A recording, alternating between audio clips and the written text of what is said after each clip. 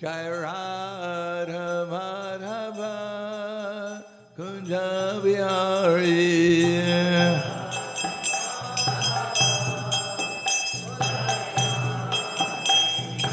Gopijana Vallabha Girivanadari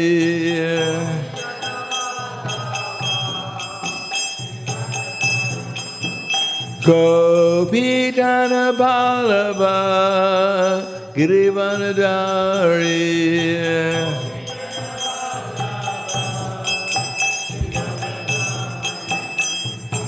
Yasodanandana Prahlādānanda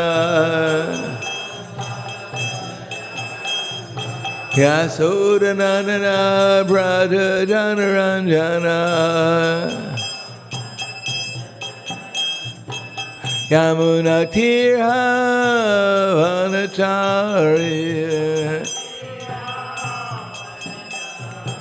Yamuna Tirha Vanachari Jai Radha Madhava Kunja Vihari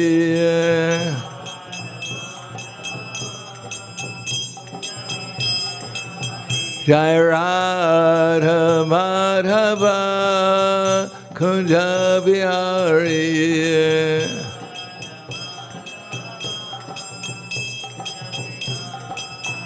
Gopijana Vallabha Girivanadari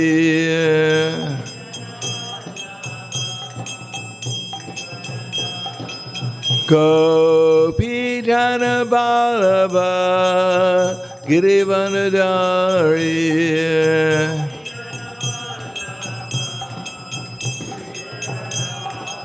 Yasodanandana Prahlādānanda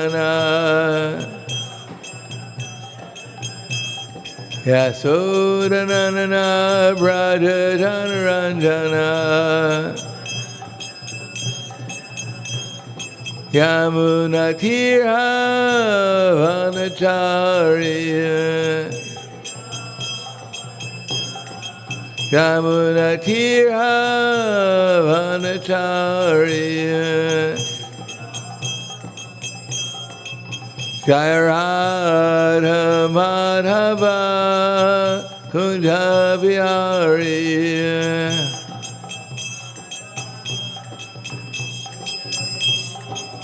Jai Radha Madhava Kunja Vihari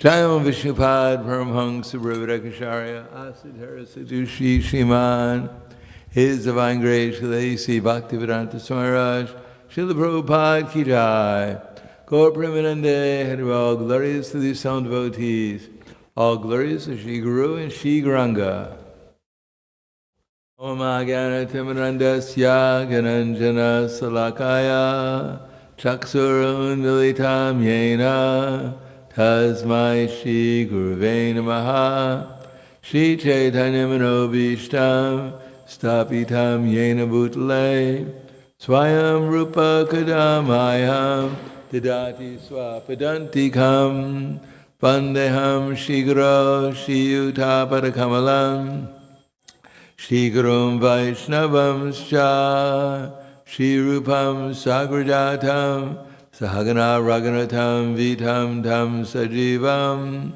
Sadvaitam Savadutam Parijana Saitam Krishna Chaitanya Devam Shri Radha Krishna Padan Sahagana Lalita Shri Vasakans Vitam Scha Hey Krishna Karna Sindhu Dinabando Jagatpate Gopesha Gopika Kanta Radha Kanta Namostute Tapta Kanchana Gaurangi Radhe Vrindavaneshwari Prishubhanu Sudha Devi Pranamami Hari Priye Vanchakapa Drubhyascha Kripa Sindhu Vyevacha Patiranam Pavanebhyo Vaishnavebhyo Namo Namaha. Shri Krishna Chaitanya Pranityananda Shri Advaita Gadadhar Shivasati Gaura Bhaktivinoda Hare Krishna Krishna Krishna Hare Hare Hare Rama Rama Rama Hare Hare. Om Namo Bhagavate Vasudevaya. Om Namo Bhagavate Vasudevaya. Om Namo Bhagavate Vasudevaya. Srimad Bhagavatam, Canto 4, Chapter 12. Dhruva Maharaj goes back to Godhead, text number 8. Maitreya Vacha Saraja Rajena Varaya Chodito Dhruva Mahabhagavato Mahamati Harosa Vivre Shalitam Sritim Yaya Taratyaya Nena Daratyayam Tamaha Maitreya Vacha Saraja Rajena Varaya Chodito Dhruva Mahabhagavato Mahamati Harosa Vivre Shalitam Sritim Yaya Taratyaya Yatnena Taratyayam Tamaha.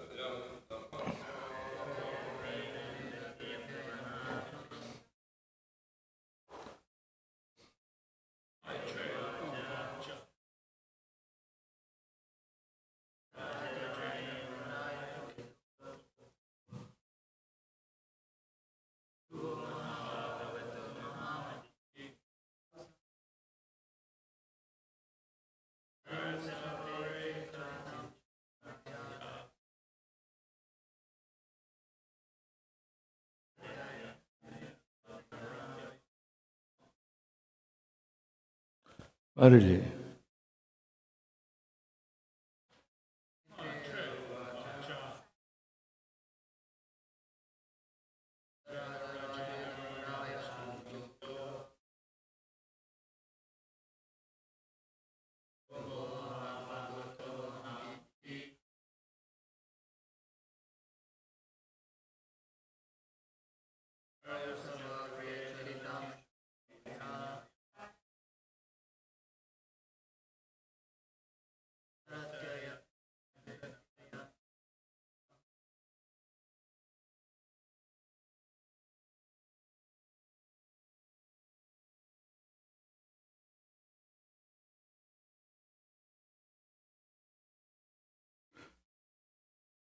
Narakayate Pushpashpa.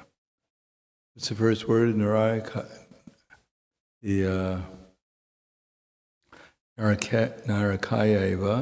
Pushpashpa. What's the first word in that verse?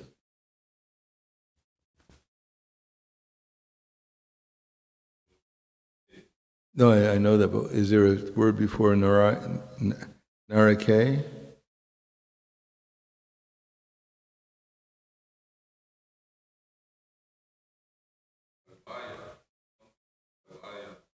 Kaivalya Narakayate, that's right. Kaivalya Narakayate. Pushpashpa. Pura Akasha Pushpayate.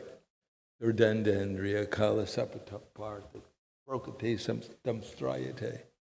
So, word for word, Maitreya Vacha, the great sage Maitreya said, Saha hi Raja Rajena, by the King of Kings, Kuvera, Varaya, for a benediction, Choditaha, being asked, Dhruva Maharaj, Mahabhagavataha, a first-class pure devotee, Mahamati, most intelligent or thoughtful, Haro, unto the Supreme Personality of Godhead, Saha, he, Vavre, asked, Chalitam, unflinching, Smritim, remembrance, Yaya, by which, Tarati, crosses over,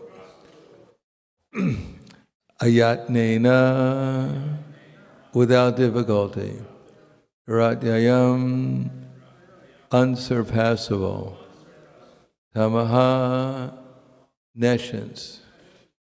Translation and purport by His Divine Grace, A.C. Bhaktivedanta Swami Srila Prabhupada.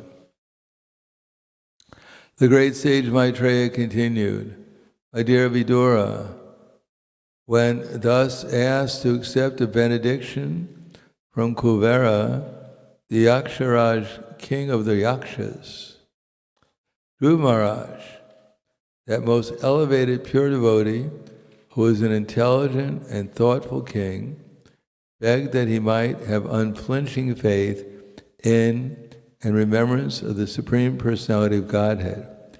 For thus a person can cross over the ocean of nescience very easily, although it is very difficult for others to cross. Please repeat. The great sage Maitreya continued,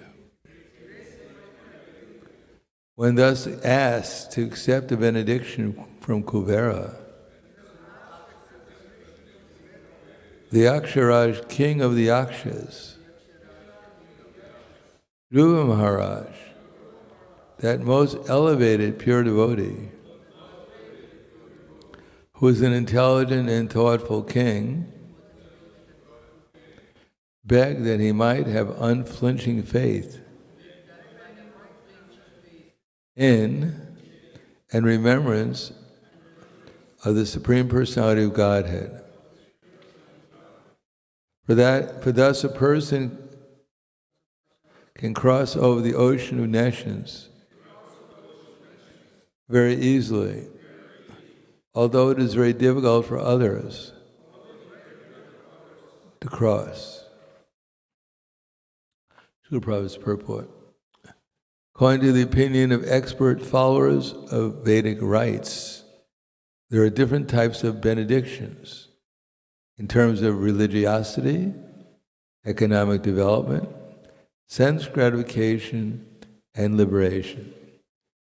These four principles are known as Chatur Vargas. Of all the Chatur Vargas, the benediction of liberation is considered to be the highest in this material world. To be enabled to cross over material existence is known as the highest Purushartha, or benediction for the human being. But Dhruva Maharaj wanted a benediction which surpasses even the highest Purushartha, liberation. He wanted the benediction that he might constantly remember the lotus feet of the Lord. This stage of life is called Panchama Purushartha. When a devotee comes to the platform of Panchama Purushartha, simply engaging in devotional service to the Lord, the fourth Purushartha, liberation, becomes very insignificant in his eyes. So Prahlādānanda Saraswati has stated in this connection that for a devotee, liberation is a hellish condition of life. As for sense gratification, which is available in the heavenly planets, the devotee considers it to be a will of the wisp, having no value in life. Yoga endeavors to control the senses. Yogis endeavor to control the senses. But for a devotee, controlling the senses is no difficulty at all. The senses are compared to serpents, but for a devotee, the serpent's poison teeth are broken. Thus, Srila Prahlādānanda Saraswati has analyzed all kinds of benedictions available in this world, and he has clearly declared that for a pure devotee, they're all of no significance. Dhruva Maharaj was also a Mahabhagavata, or a first-class pure devotee, and his intelligence was very great, Mahamati. Unless one is very intelligent, one cannot take to devotional service or Krishna consciousness. Naturally, anyone who is a first-class devotee must be a first-class intelligent person, and therefore not interested in any kind of benediction within this mature world. Dhruva Maharaj was offered a benediction by the King of Kings, Kuvera, the treasurer of the demigods, whose only business is to supply immense riches to persons within this mature world, as described as the King of Kings, because unless one is blessed by Kuvera, one cannot become a king. The King of Kings personally offered Dhruva Maharaj any amount of riches, but he declined to accept them. He is described thereof as a Mahamati, very thoughtful or highly intelligent.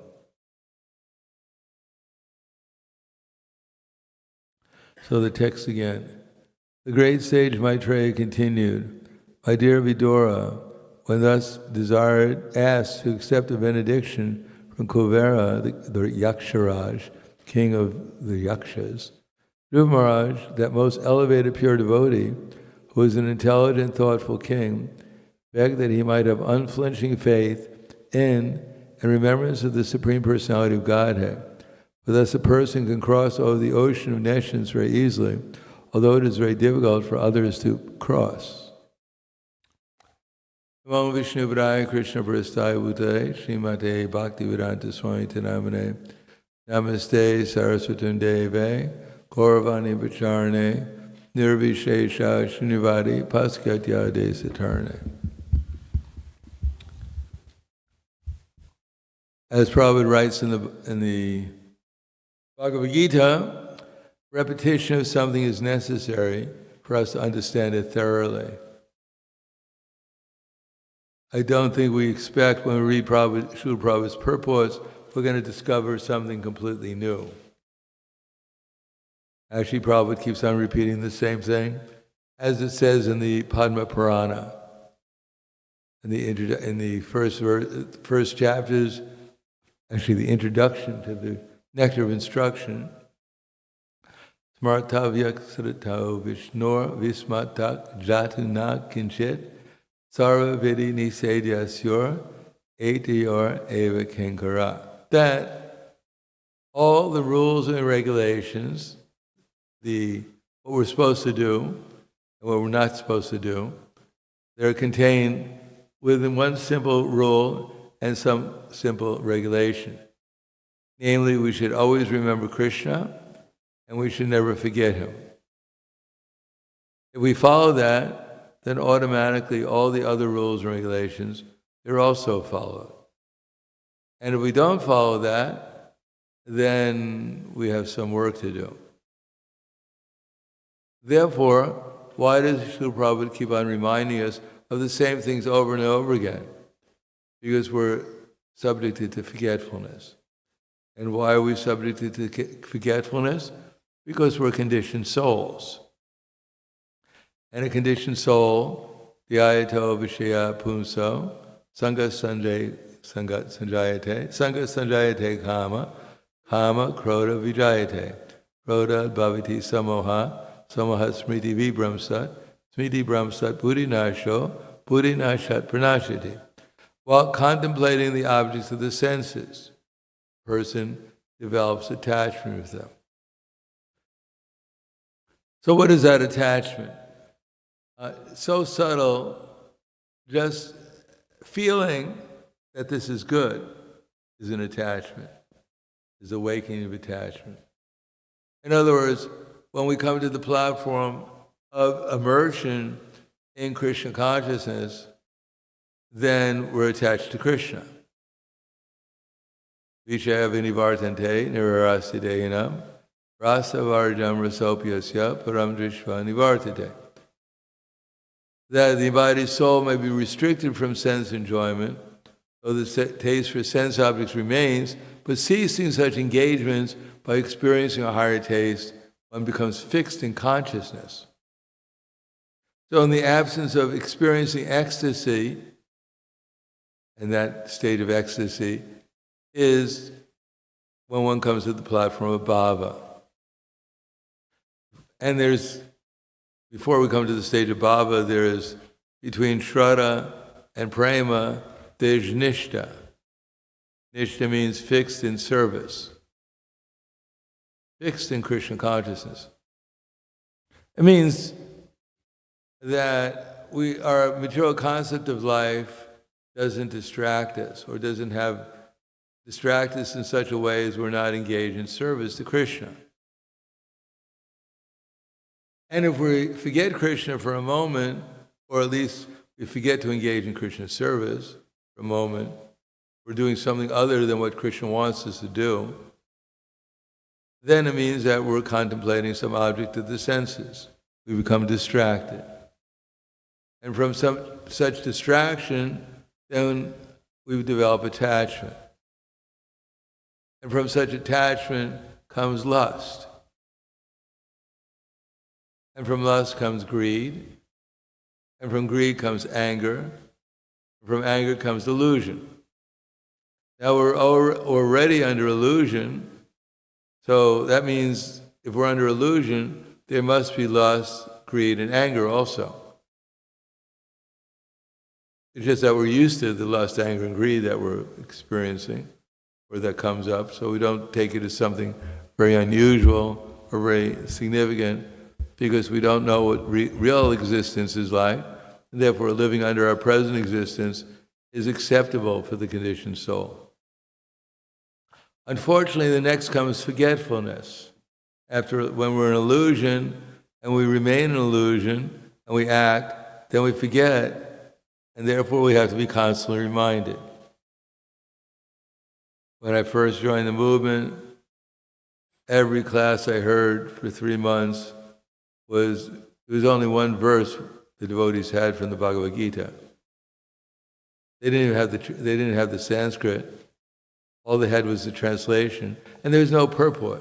Burjan Prabhu would give class at the University of Buffalo 3 times a week. I was usually the only student. What's that? I was the only student, but anyhow, he didn't have the Bhagavad Gita. We didn't have the Bhagavad Gita at that time. We didn't even have anyone's Bhagavad Gita. Prabhupada said we shouldn't read the Bhagavad Gita from anyone else. He said only we should read one translation by Dr. Radha Krishna's Bhagavad Gita, but we shouldn't read the purport. We didn't know the Sanskrit, so Burjan Prabhu gave a class. As the embodied soul continually passes in this body, from boyhood to youth to old age, so similarly the soul will enter into another body at the time of death. The self-realized soul is not bewildered by these changes. So I started to chant Hare Krishna regularly 25 rounds. Maybe it was June of 1968. And I was attending classes until I moved into the temple. Burjan gave classes maybe after that too, 3 times a week. And that's all he gave, that the embodied soul is continually passing. Because he didn't know anything else. We didn't have anything else except for Srila Prabhupada's original 3 Srimad Bhagavatams, which were quite interesting to read also. So I was wondering if there was anything more to the philosophy. I knew the Srimad Bhagavatam had more, but that's all I heard for months after months, until I finally went to New Vrindavan I think it was probably in April of 1969, along with another couple of devotees to see Srila Prabhupada there. And when I was there, Prabhupada gave class every day, and he simply talked about how the body's changing, the soul's not changing. So I was thinking, wow, even Prabhupada gives the same class. And New Vrindavan at that time was so austere. There was hardly anything to eat. And if you wanted to take a shower, a bath, in the morning for Mangalarati, before Mangalarati, then you had to go to a Suragat.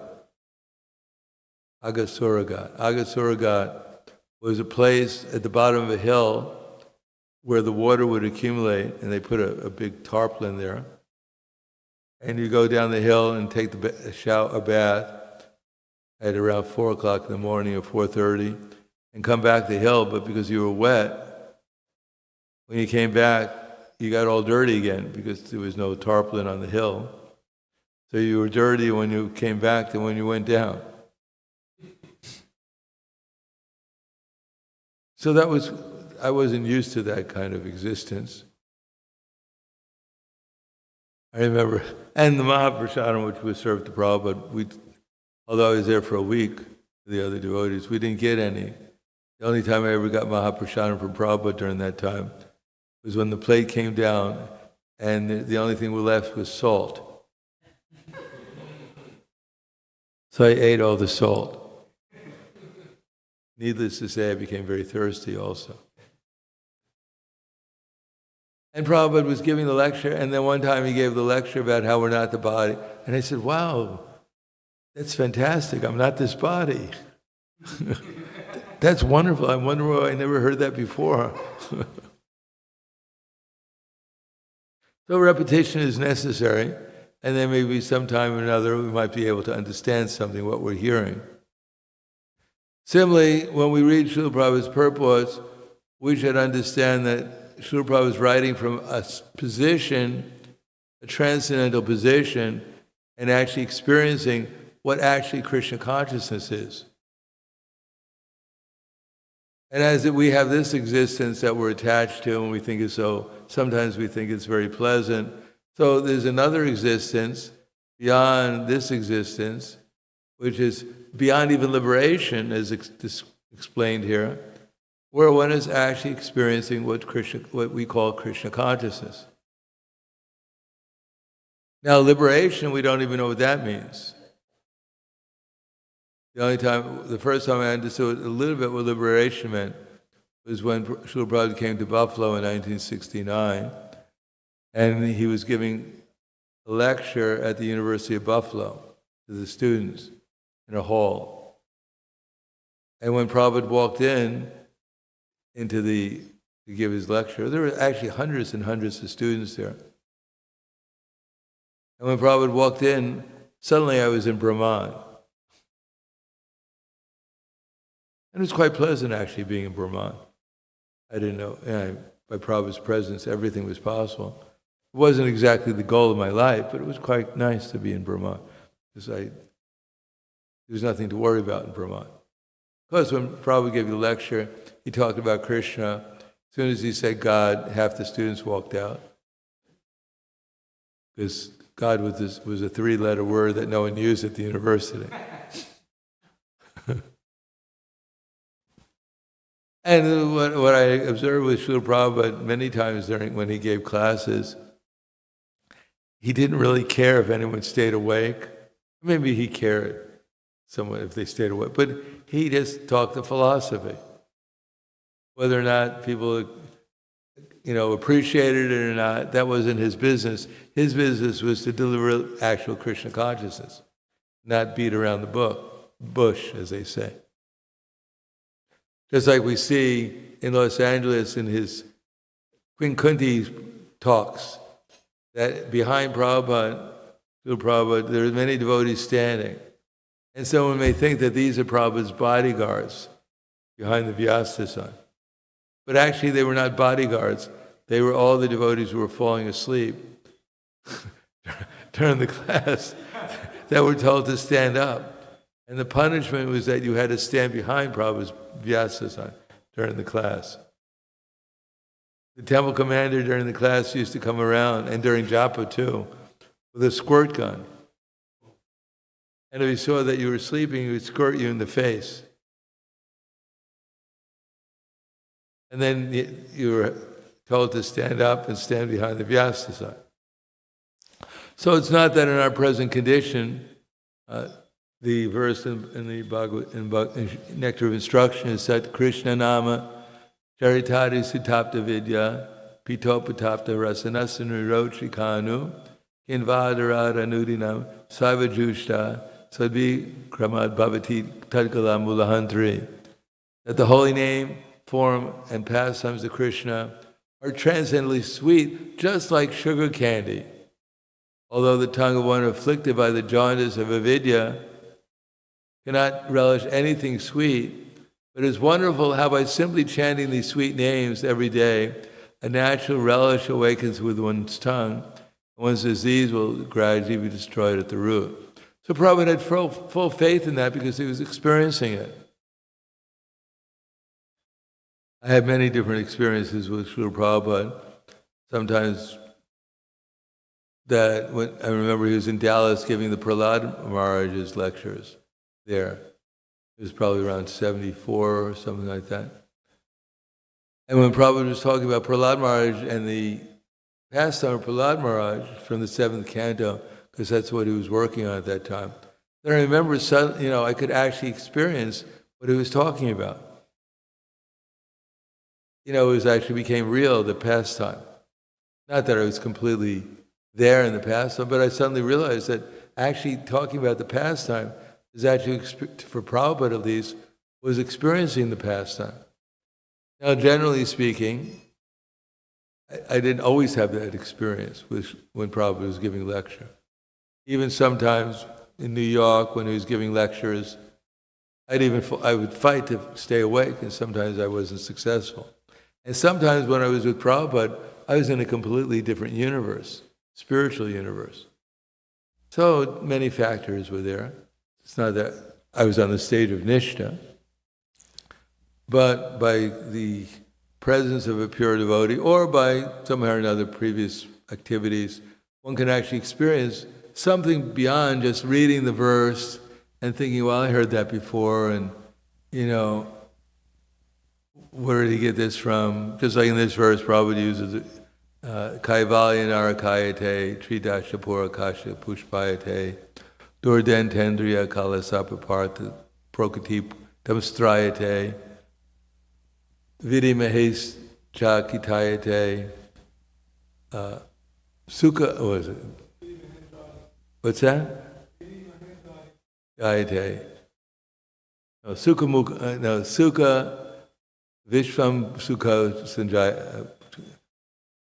Vishvam Sukha Sanjayate, Midi Mahendradis Chakitayate, Yak Karuna Vaibhavav Tam Guru Eva Stumaha. The Prabhupada was quoting exactly from this verse, and he's simply translating it and using it in his purport. So, in the Western world, this would be considered plagiarism. Matter of fact, the Prabhupada, if they wanted to, they could probably sue Prabhupada for plagiarism. Because he's just repeating what the previous acharyas have said. But that's what his purports are. But he's putting it together according to his realization for our benefit so we can understand what they're saying. Because he actually understands what they're saying, he's experiencing it, he's living it. And for us, Kaivalya Narakayate. What is Kaivalya? We don't know what Kaivalya means. And what is this? Kaivalya is like, compared to where we're at, being battered around by our minds and senses, Kaivalya is quite, would be quite an achievement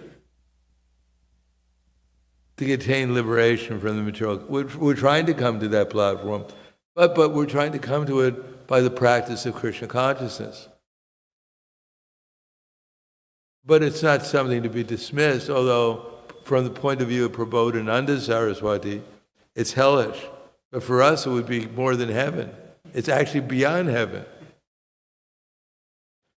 One time Prabhupada told a devotee, he said, one of the problems with my devotees in the Hare Krishna movement, well, he said one time is that they didn't believe in Krishna, which is quite a problem if you're in the Hare Krishna movement.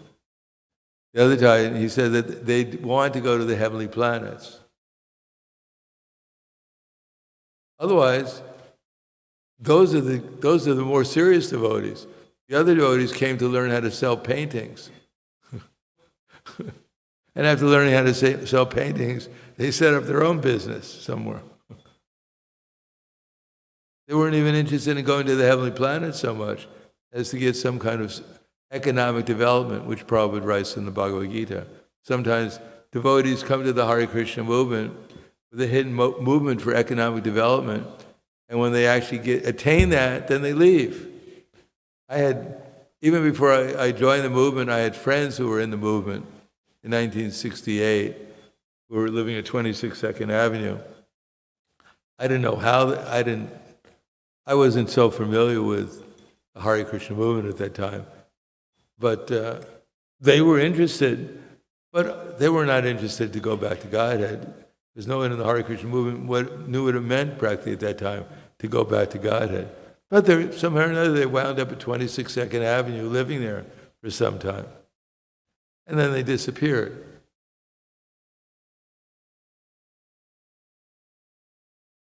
I remember when I joined, and the first time I moved into the temple, I think at the end of 68.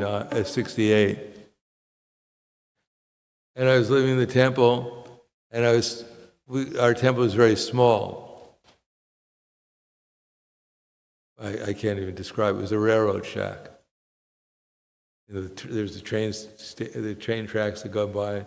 Person used to live there so he can put down the rail and the cars so they didn't get hit by the train. So that's where we were all living. So the senior devotees who were in the movement for a month or two more than we were, who were considered senior, they were living on the second floor where there were rooms. And there was Trivikram Prabhu at that time, myself. We were sleeping underneath the altar, which was just made. And the first night I slept there, I said, isn't it wonderful we're in the Hare Krishna movement? We're sleeping underneath the deities. I didn't know who they were, but anyway. And he said, well, a lot of devotees came here, and a lot of devotees left. So I said, whoa, that's pretty encouraging. And that was 69, the very beginning of the end of 68. So I was every night I would pray, because we were praying. My dear Krishna, my dear Lord Krishna, my dear Srila Prabhupada, please let this devotee come back to the Hare Krishna movement. So I was doing that every night when I was in the temple, and by the middle of 69, I stopped doing it because there were just too many devotees to chant. I couldn't go to sleep.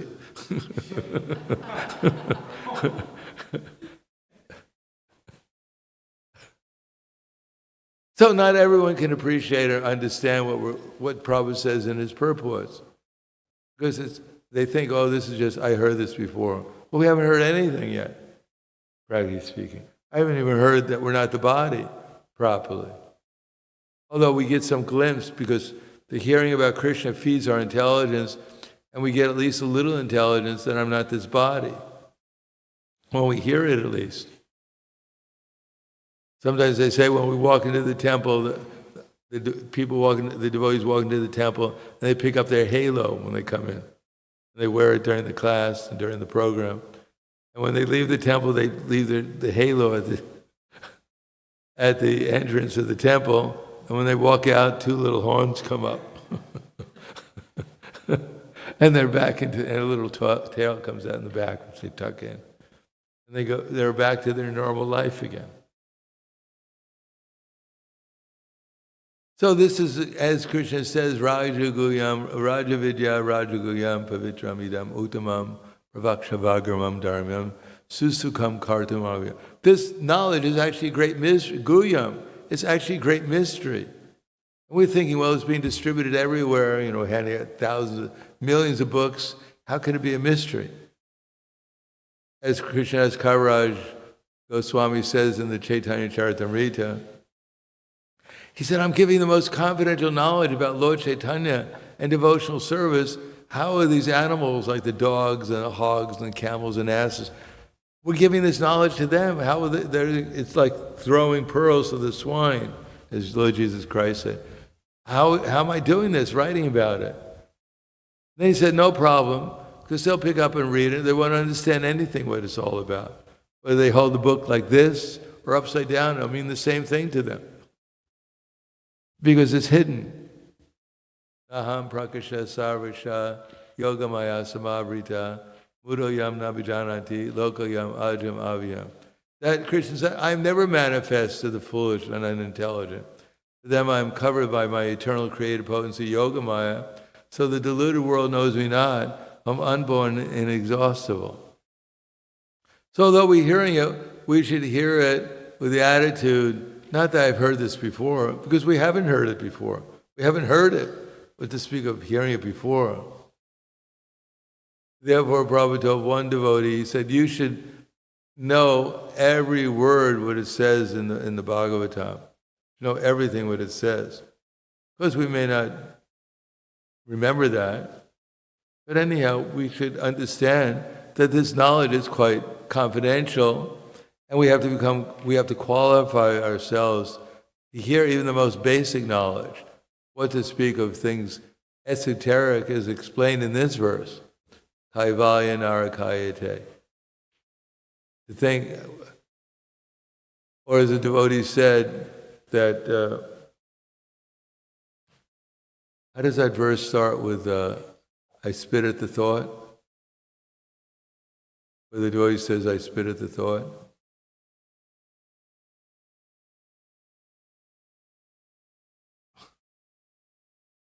Something about, do we have a Bhagavad Gita? Because it's in the Bhagavad Gita.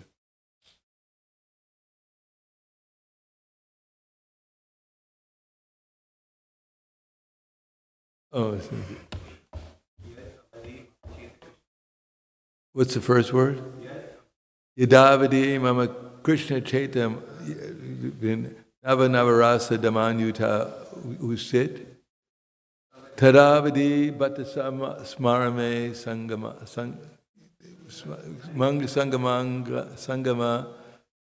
nari sangama, what's that?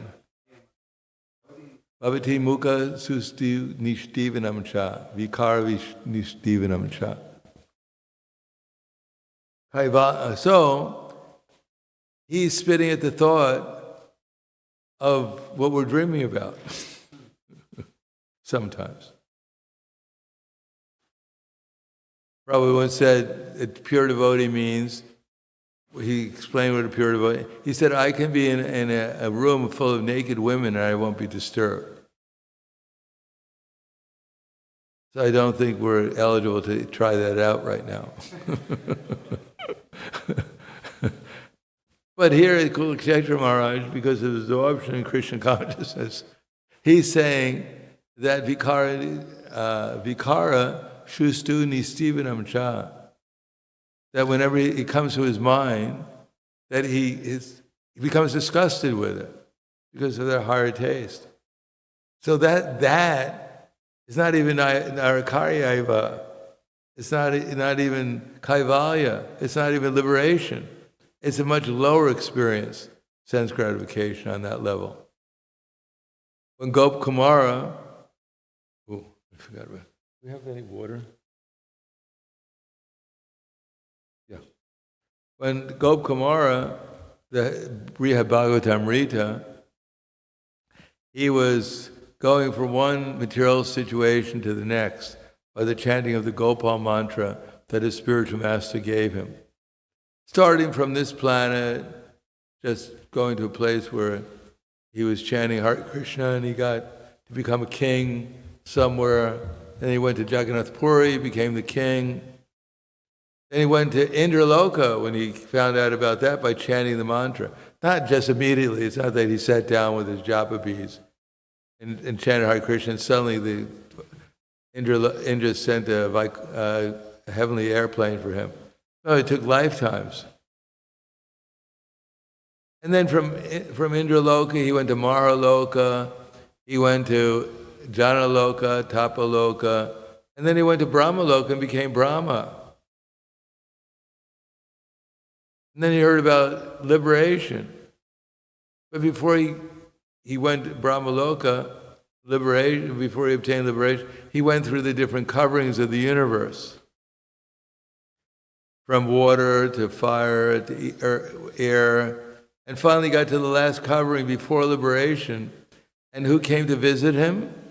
Who came to preach to him? Does anyone know? What's that? Oh yeah, thank you. Who came to Maya personified?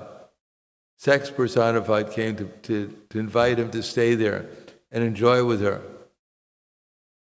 So, I don't know, we don't know what sex personified, Maya personified looks like, but he had a choice. That was after going through all the coverings, all the worshipful deities and all the coverings, after being a Brahma, inconceivable, and then finally he accepted liberation. He rejected her proposal and didn't stay with Maya. And he said every covering he went through was infinitely more attractive than he was in Brahmaloka, which is millions of times more attractive than anything in this planet.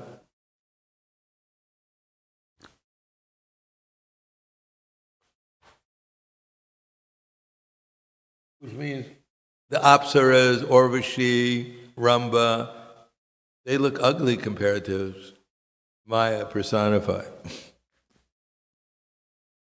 What that means, I have no idea, nor do I want to find out. But then he got liberation. When he's in liberation, and, he was about to merge in liberation, but he was avoiding it because of his Gopal mantra, and therefore he saw, even when he was in Brahman, he saw the form of Krishna there. And finally he got out of it. He realized, I may not stay here, I might merge. And then he wound up in Mahashiva Loka. He didn't even get to Vaikuntha. He only got to Mahashiva Loka and engaging Harinam there. I mean, that's a Harinam, if you want to do Harinam. With everyone there, even Nandi, his bull, and Parvati, and everyone is engaged in Harinam there. So we have to, our main business in the beginning, to understand our fallen condition. But not that, I'm so fallen, I'm rotten, I'm fallen. That's a waste of time. As one devotee said, Prabhupada, I'm the most fallen. And Prabhupada told him, he said, you're not the most anything. Another time, another devotee said the same thing. Prabhupada, I'm the most fallen. And Prabhupada's response was, if you're the most fallen, why don't you do something about it? So the idea of understanding that we're fallen is not to lament, is an inspiration so we can come to another level of experience beyond what we can imagine right now by engaging seriously in the process of Krishna consciousness. As Prabhupada writes in 1865, that one should organize one's life in such a way as that throughout the 24 hours a day, one cannot help but think about Krishna. So that's good management. That's management, that Prabhupada. Not to build bigger buildings and more, disciples and more wealth or whatever, more opulence, whatever. No, real intelligence is how to organize one's life in such a way that throughout the 24 hours a day, one cannot help but think about Krishna. So that's what we're meant for. That's perfection. Good thing to do is, which I didn't have the good fortune, is to go with Jad Bhartpuru on a Harinam, because you have no other choice especially when I went, I think 2 years ago, maybe before COVID. You go down to actually we went down, during the winter I was here. You go down to the subway station, and you do Harinam in the subway. There's nothing else to think about. You don't want to think about anything else. except for the Harinam. So that's a very fortunate position. That's why living here in New York is so fortunate, because after a while you see how much people are suffering. And then the only thing to do is to become Krishna conscious. All the opulence here, all the people walking around in fancy clothes, all this, the stores with all the things to buy there, and people are still suffering. They're all bewildered because they're lacking of Krishna consciousness.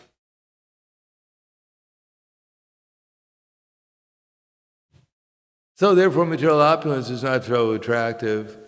But beyond that, we don't know what real material opulence really means. People come from another country, they think America is opulent. Or at least they used to think like that.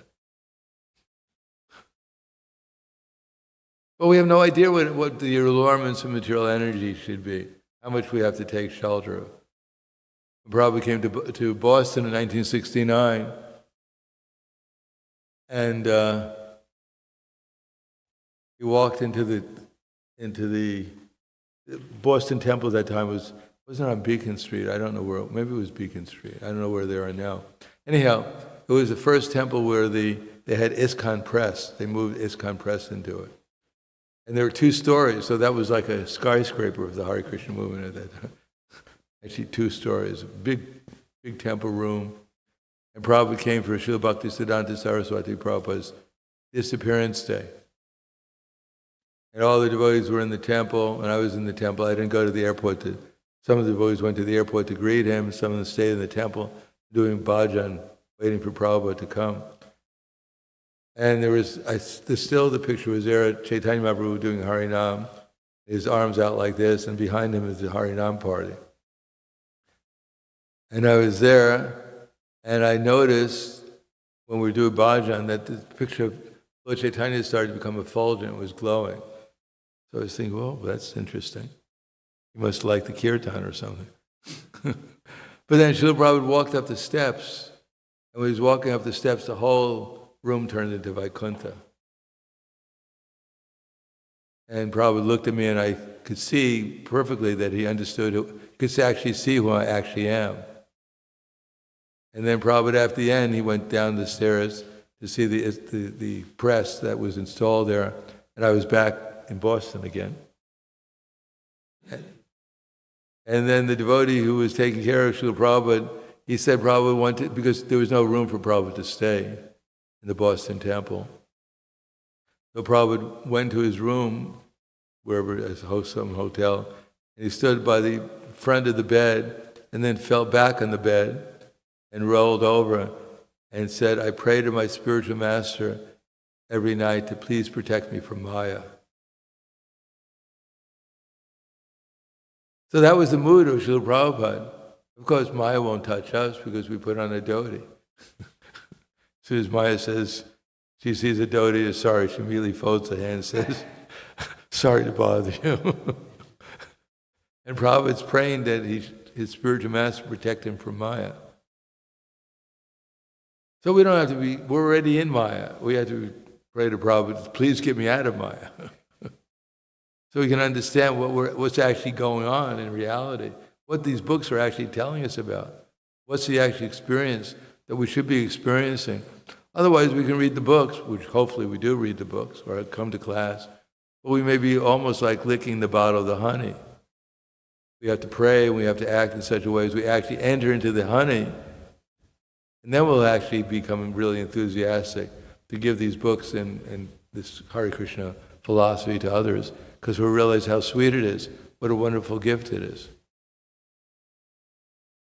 So this is what we've been given. We're very fortunate because we're engaged, and therefore we have the opportunity to enter deeper and deeper into the actual unlimited realm of what's called Krishna consciousness, becoming conscious of Krishna, and realizing how sweet the deities are, how sweet these books are, how sweet the prasadam is, how sweet the devotees are, as Prabhupada once said at the end of a lecture.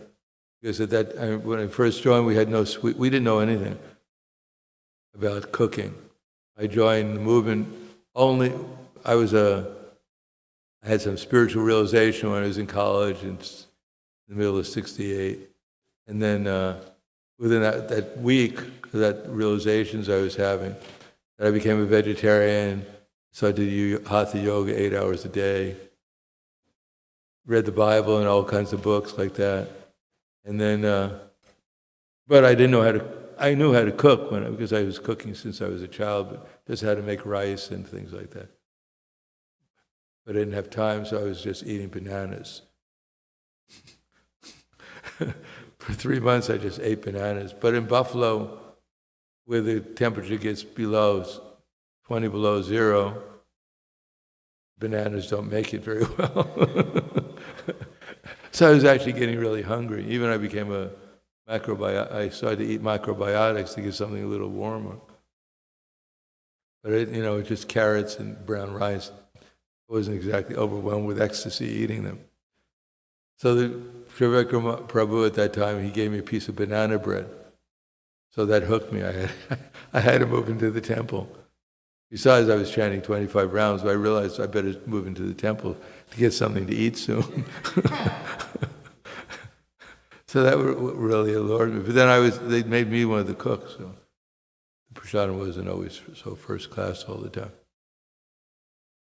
In any case, the idea of getting a higher taste, actually I just forgot what I was trying to say. Anyhow, at the beginning of our movement, even prasadam was kind of like, wasn't always first class. Of course, later on, we had devotees who joined when my roommates joined, and he was a really good cook, so everyone just lived for the prasadam, except when I cooked. So that higher taste, actually experiencing it, is not so easy. To actually be able to relish with with this philosophy. So Prabhupada, we didn't have any sweets at that time. The only sweet we had was called Simply Wonderfuls. And no one wanted to say where they got the recipe from, although the recipe came from the back of a carnation powdered milk recipe. That's where Simply Wonderfuls came. So they wanted to find out if it was a bona fide sweet, because Prabhupada was making sweets. He knew how to make sweets. Prabhupada made sweets called gulabjamins. And they used to be in 26th 2nd Avenue, maybe in 61 2nd Avenue. They had a jar of gulabjamins at the door. And if someone wanted to bloop, and before they blooped, there was a regulation, you had to take a gulabjamin before you left. So the devotees used to take the gulabjamin, and when they ate it, they didn't leave. Because they realized I couldn't get anything better to eat outside. So probably they wanted to find out if Simply Wonderfuls, which was an alternative to gulabjamins, because everyone knew how to make a Simply Wonderful at that time, was it bona fide? So they gave Prabhupada a Simply Wonderful to eat and asked him if this is all right, if this is bona fide sweet called Simply Wonderfuls. So Prabhupada ate the Simply Wonderful, and he said, his comment was, your Krishna is simply wonderful. The process of Krishna consciousness is simply wonderful. The devotees are simply wonderful. And these Simply Wonderfuls are simply wonderful. So if you keep on eating these Simply Wonderful, then everything will become simply wonderful. So that was his comment. Thank you. Hare Krishna. Any questions?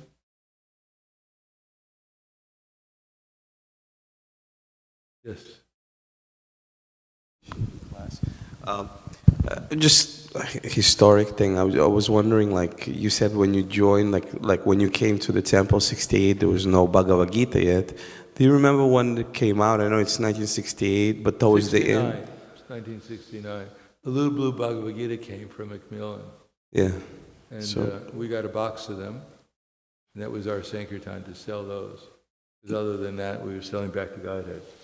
That was in the somewhere in the beginning of '69. Oh, 69 or 68. Okay.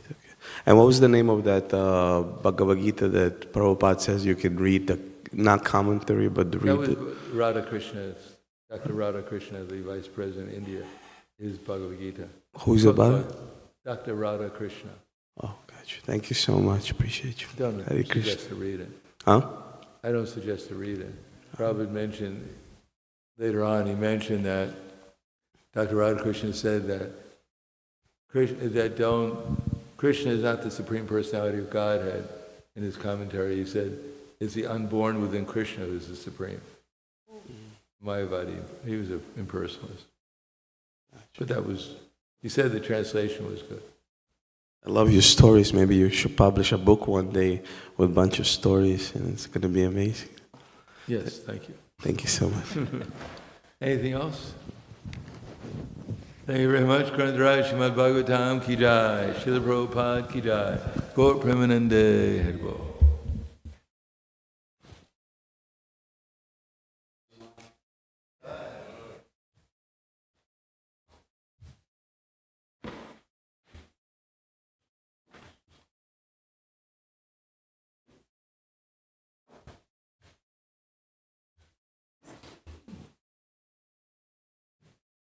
Hare Krishna, how are you? Oh, really? You're traveling now? You sets when you're traveling.